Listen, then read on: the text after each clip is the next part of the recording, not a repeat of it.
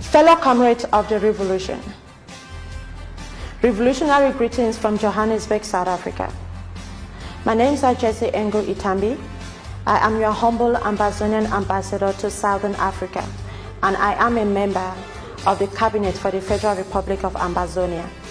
Today, I'm going to be giving a brief talk on being a member of a government and also being a member of a revolutionary movement.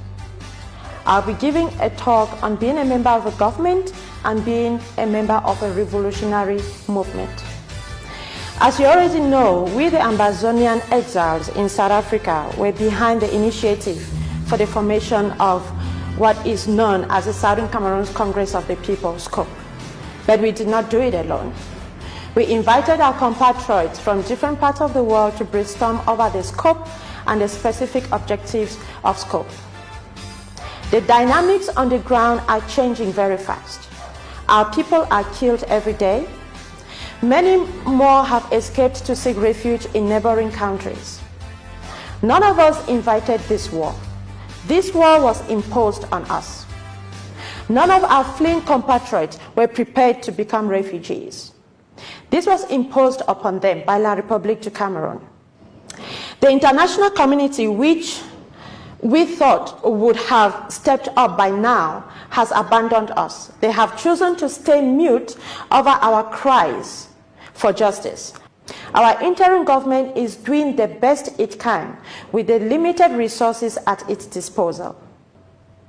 Instead of giving the IG constructive criticism, some movements have embarked upon a destructive agenda to destroy and bring to null the gains made by the IG. Yet, not for once have they offered alternative strategies or suggestions to advance the revolution. So we decided to step up as people to carry out programs and actions that will complement the efforts of the IG and not to compete with the IG. We decided that the time has come for us to birth a new movement whose activities should take this revolution to the next level. Now, the question you should be asking yourself is this: why would the same people who have condemned every program of the IG suddenly start accusing SCCOP of promoting disunity and insubordination towards the same IG they do not recognize? It is very simple: to plant doubt into your heart, to weaken your unshakable resolve to stand behind the IG as SCCOP has vowed to do. When SCCOP positioned itself as a Republican movement with a noble manifesto to re-energize the base that these same groups have fought so hard to weaken, their reaction was vicious. They unleashed new tactics and tricks that they thought would kill SCCOP and give the freedom to deal the death blow to the people's revolution. But I got news for all the detractors. SCCOP is here to stay. SCCOP is here for the people and is owned by the people and is here to stay. Our Ambazonian compatriots are resident in 15 countries that make up the SADC region, that is the Southern African Development Community. As an IG-appointed ambassador to the SADC region, it is my responsibility to engage in strategies that foster the well-being and security of every Ambazonian in these 15 countries and beyond. I want to assure you that South Africa presents a geopolitical and geostrategic advantage to our struggle. Now let me explain. Pretoria is second only to New York in terms of the number of embassies and consulate and high commissions that are hosted by any country on earth. New York only derives a superiority over Pretoria because the New York hosts the Secretariat of the United Nations.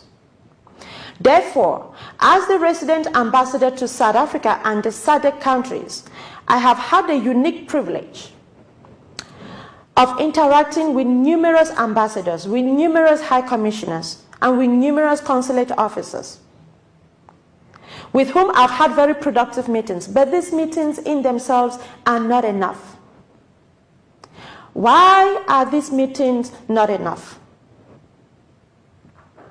Now, when you escape from an abusive country like La République du Cameroon into any foreign country, you are expected to become an advocate of your freedom. You do this by taking part in public demonstrations that expose you to more risks.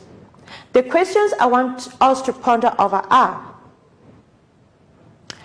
did any of our refugees ever receive the civic education to prepare them for the scenario they find themselves in? The answer to that is no, not at all.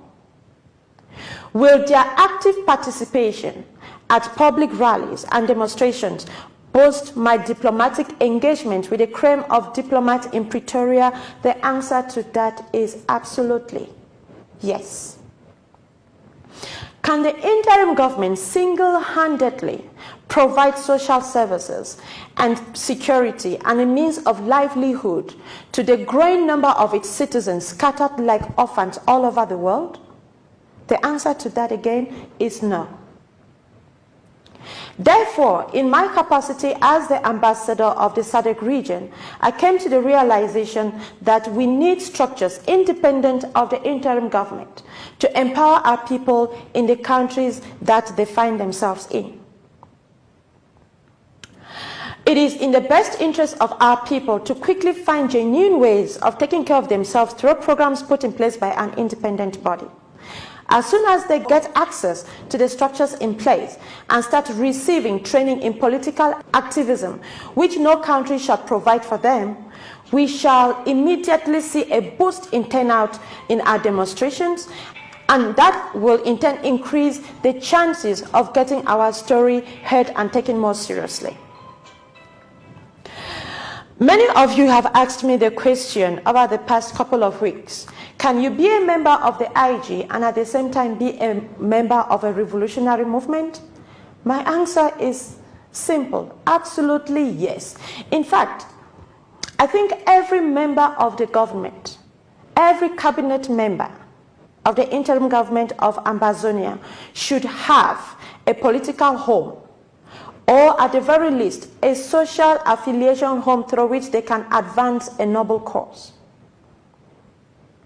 On a personal note, I want to share with you my 6 reasons why I think it is important for every cabinet member to have a political home or a social responsibility base that fosters a noble cause. The first one is this: the appointment into the government is often at the discretion of the president of the electorate. As an ambassador, my appointment is at the pleasure of the president of Ambazonia. That also means that the president, at his displeasure, at any time, can withdraw the appointment of all the appointed staff within the cabinet, including myself. In cases where members of government are elected, their position is at the pleasure of the electorate. This same electorate can one day recall those they have elected into power. One day, all of us, whether we're elected or we're appointed, will have to give up our position so that others might lead, because that is the Ambazonia that we aim to build. We will all take turns in leading our country. This does not, however, stop us from participating in this revolution when we have given up our positions. And at the same time, we still have to be active in our constituencies, wherever we might find ourselves. In my case, I have chosen SCCOP as my revolutionary shelter. The second reason why I think it's very important that as a member of the IG, I should also be a member of a revolutionary movement is that revolutionary movements are the rock of any membership. Anyone who has followed revolutions worldwide would agree with me that revolutionary movements are bedrocks of all revolutions. It is through revolutionary movements that cadres are trained to become leaders. This is where they are prepared for positions of responsibility. Now, SCCOP has positioned itself to play that very vital role. The third reason why I so absolutely believe that as a member of the IG, I should also have a political home is that my constituency is South Africa.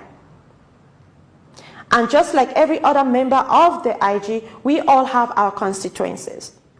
It is always important to have a home to fall back to. We do know that the Cameroonian government has been making moves on some countries where the revolution is gaining steam, such as South Africa, Italy, Switzerland, Belgium, Germany. We therefore need to build our bases and membership in order to be able to counter the offensive moves by La République du Cameroon, long before we can bring in the interim government to then conclude these talks as a government. In my case, South Africa is my constituency. I am falling in line with the decision of the South African leadership to have a grassroots movement alongside other Ambazonian constituencies. The fourth reason, and a very important reason at that, why I feel that as a member of the IG, I should also be a member in a revolutionary movement, is that of gender opportunities. As a lady, and as one who was appointed as an ambassador, Ambazonian ambassador to SADC, I would like to applaud the appointment of women by our president, SCCOP Ayok Julius, and the acting president, Dr. Sako, into positions of responsibility in our revolution. But I honestly feel it is not enough. I want to see more women playing bigger roles within our revolution and beyond. To achieve that, we need to have a platform where women can showcase their leadership qualities, grow through their ranks, and be appointed to more responsibilities. I am certain, without a doubt, that by being a member of a movement like SCCOP, more women with leadership qualities will be discovered, and we shall have a more central role to play in the decision-making in our struggle and beyond the struggle. The fifth reason why I feel so strongly that as a member of the IG I need to become to a revolutionary movement is because of the need for a coalition government. His Excellency President SCCOP Julius Ayok and Acting President Dr. Sako have been reaching out to leaders of frontline movement. If those leaders had agreed to join the interim government, we would have been having a government of national unity. Now, as a government of national unity, it does not mean that these leaders would have dissolved their movement. They would have continued to lead their movement and be affiliated to their movement while at the same time being part of the government. By being a loyal member of the IG that I am, and at the same time affiliated to SCCOP, I am a living testimony to assure Ambazonians that we can build a nation in which our people can belong to a movement of their choice that enables them to play other active roles outside of government. I have chosen to be part of SCCOP. Now, the sixth reason is the fact that the interim government, as any other government in the world, has limitations. Grassroots mobilization and radicalization is best executed by grassroots movement and not by government. If you show me a government that was able to mobilize and radicalize people during a revolution or a struggle like ours, then maybe I'll say I was wrong here, but that has never happened.